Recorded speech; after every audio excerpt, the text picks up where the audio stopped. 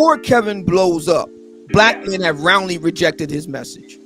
Okay. After Kevin blows up, black men glom onto the message, but they still reject what he's saying. Listen, if you want to get ahead, you need to cut those dreads off, trim that beard, get suited and booted, look nice, be professional, speak well, carry yourself with a certain manner. I want to know why so many black men are so resistant to that. Why?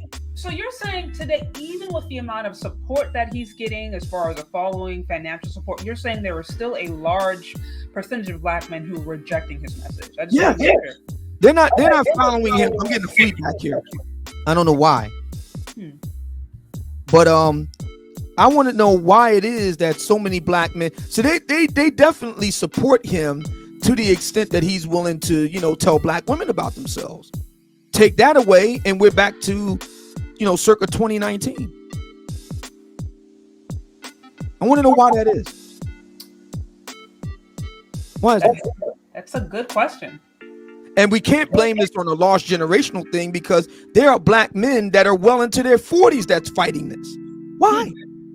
Especially when black women, and this is what I love so much about what you did last year, literally at the end of the year, you had a panel of black women, 4 out of 5, 80% said, yes, this presentation matters. Of course, yeah. But why aren't black men tuning into that and saying, look, we got to do more of that? Why? When it's proven to work. Why? Do you have any thoughts on this, or are you still yourself trying to explore? Like, do you have any, I guess, theories or conjectures as to why that is the case? I don't have any firm answers yet, but I do have some, I guess you could say some ideas.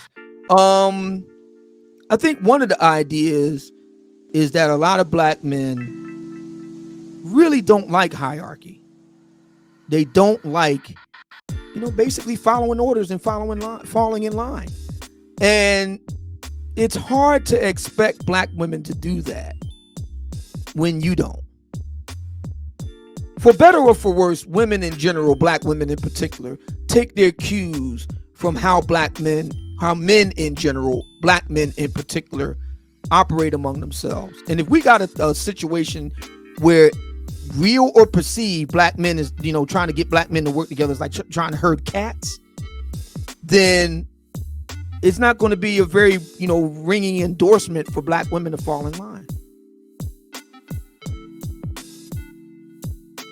Fair point. So then you're suggesting that apart from men, largely enjoying the fact that he has a platform where he literally gets paid and incentivized to rate women, and in some instances embarrass them, right, whether or not they want it. But apart from that, they are not really embracing the message that he has for men, which is to, basically level up.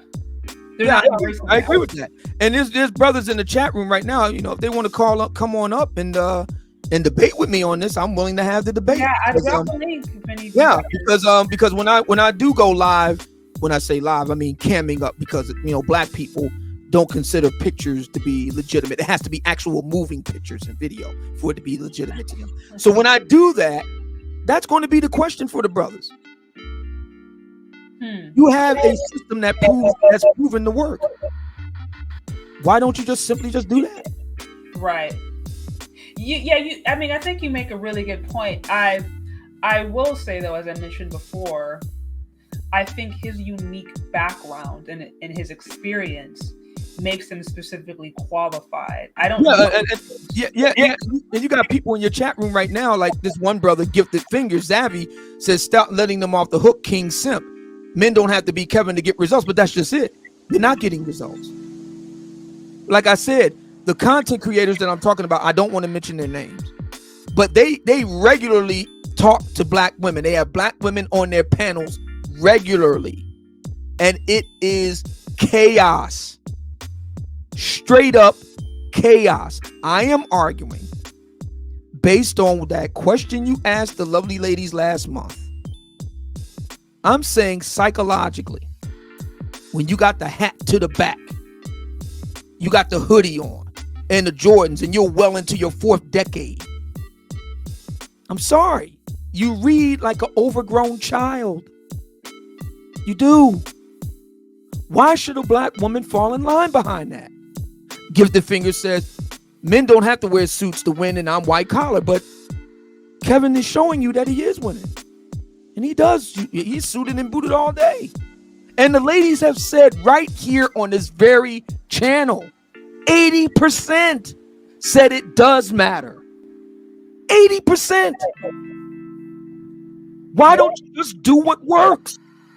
Why?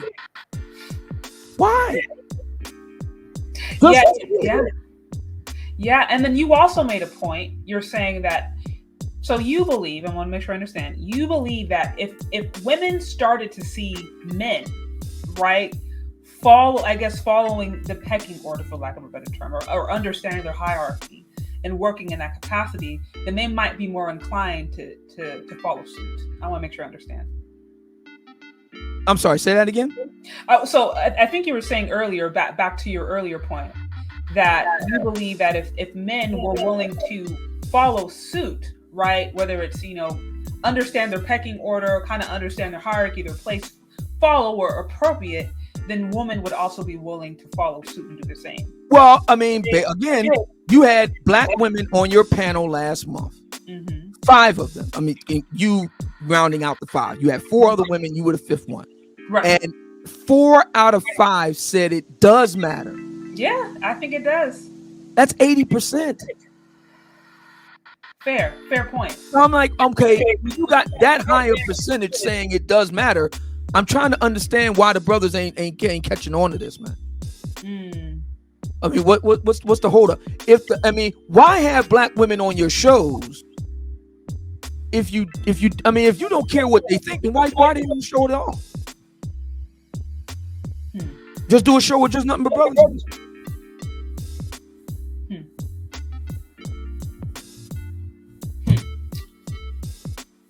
I mean, yeah, you make some good points. Gifted Fingers is saying you're overstating the importance of suit wearing. No, I'm not, because you're talking about your 9 to 5, but your 9 to 5 ain't on YouTube. Your 9 to 5 ain't on Instagram. Your 9 to 5 ain't a social media personality. What you're really referring to? You're not in front of the camera. Right. Yeah. You're not in the image business. Yeah. What you're referring to again is the image, and like I said, this was my earlier point. Right, that one of the primary reasons that he is successful is because of his image. He has an image that appeals cross-culturally, cross-ethnically, across genders. That is a leading point because of the society we live in. And I've yet to see, at least in the female space, I've yet to see a female that has really the image, right? Whether you want to consider 8, 9, or 10, who has the image, who has the appeal that he has, who is able to successfully push misandrous talking points. Oh, we're going to get to that in a minute. But let's we're going to get to that. But that's low hanging fruit. So we can say that. So I want to really crack this up right here. So Gifted Fingers said they disrespect Kevin all the time. They call him gay. Well, who called him gay? Because you're talking about the minority of black women calling him gay.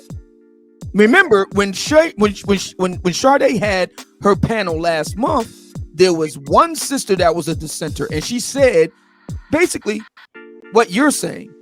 So you're talking about 20% of women.